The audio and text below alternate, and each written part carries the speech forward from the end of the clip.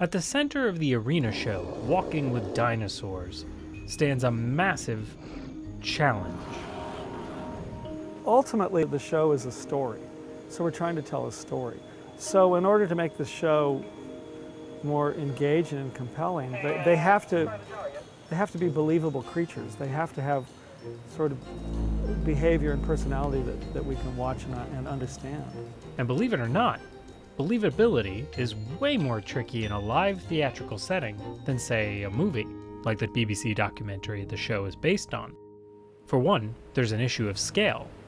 They naturally move by design with a kind of weight to them. Once the walk cycle is engaged on the big puppets, the way the legs are coordinated and move, along with the musculature underneath the skin, it gives them a sense of weight.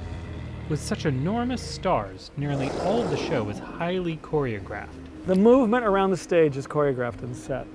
The sounds the dinosaurs make are as scripted as the words the actor speaks. Within that framework, they move freely and make it as believably alive as they can. But these are not programmed animatronics. These are puppets controlled by voodoo puppeteers. If you recall voodoo dolls, they've got pins you can stick in it, and it's supposed to hurt your knee or wherever you stick the pin. Well, this is exactly the same. I can rotate the head up here.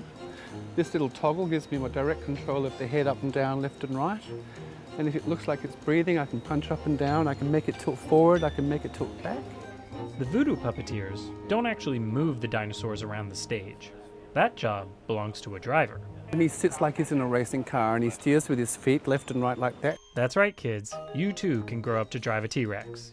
And if for some reason that doesn't sound like the best job in the world. We also have a different kind of puppet, a suit puppet that the operators wear on their back, like a giant backpack. An 80-pound backpack that looks like a raptor. Controlled by lucky actors, like this fellow.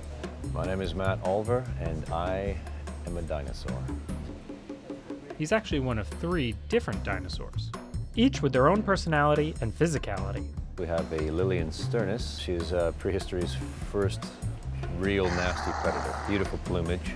So we have 3 raptors, and we have a baby Tyrannosaurus Rex.